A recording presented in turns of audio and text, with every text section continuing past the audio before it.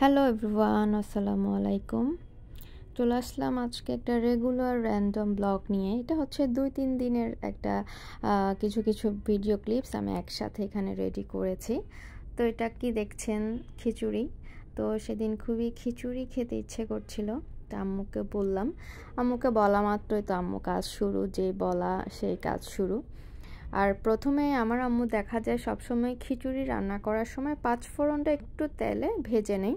এতে এত সুন্দর একটা স্মেল বের হয়, মানে যা এখনই হচ্ছে পেটে আবার মোচড় দিচ্ছে।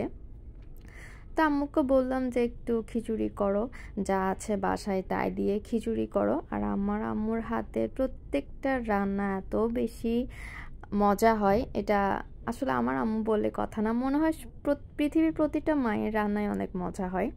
তো এখানে আম্মু হচ্ছে আলু, গাজর, এরপরে হচ্ছে পেঁয়াজের কলি, যেটা যেটা অল্প স্বল্প সবজি যেটা খিচুড়িতে দেওয়া যাবে ওরকম যেগুলো সবজি ছিল ওগুলো যে সব কিছু একসাথে মিক্স করে খিচুড়িটা সেদিন বসিয়ে দিয়েছিল।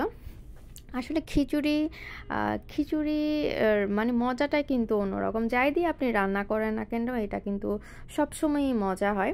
তো এখানে সব কিছুই হচ্ছে তেলে ভেজে এটা হচ্ছে করা হচ্ছিল, সব কিছুই নেড়ে চেড়ে এখানে লাস্টে এখানে কিছু টমেটো অ্যাড করে দিয়েছে।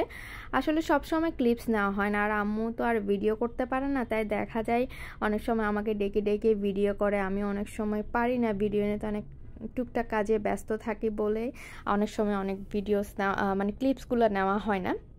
যতটুকু নিতে পারি ততটুকুতেই হচ্ছে করা হয় আর কি।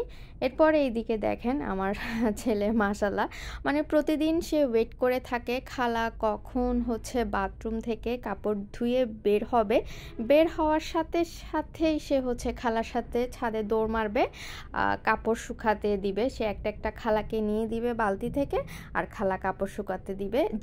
সে যেটাই হাতে নেবে ওটাই কিন্তু খালাকে নিতে হবে, আদারওয়াইজ কিন্তু সে একদম রেগে মেগে আগুন হয়ে যায়।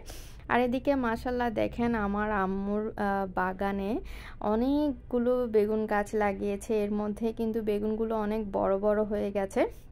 আসলে নিজেদের বাগান থেকে সেটা একটা হোক, দুইটা হোক, অথবা 100টা হোক, সেটা যাই হোক চোখের একটা প্রশান্তি লাগে।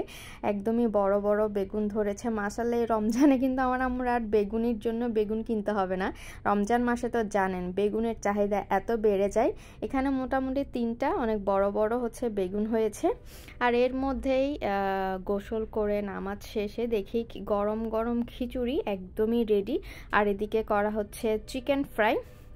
খিচুড়ির সাথে তো মাস্ট চিকেন ফ্রাই লাগবেই। এরপরে এখানে দুপুরবেলা সবাই মিলে ভাত খেতে বসে গেছি, তখন মানে খিচুড়ি দিয়ে গরম ধোঁয়া বের হচ্ছে। যদিও আমি গরম জিনিস ততটা খেতে পারি না, কিন্তু খিচুড়ি, বিরিয়ানি এগুলো যদি আপনি গরম গরম না খান তাহলে কিন্তু একদমই ভালো লাগে না।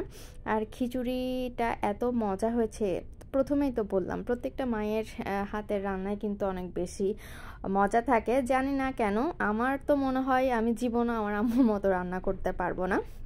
এরপর এদিকে হচ্ছে রাতের আয়োজনের জন্য এখানে কিছু চিংড়ি।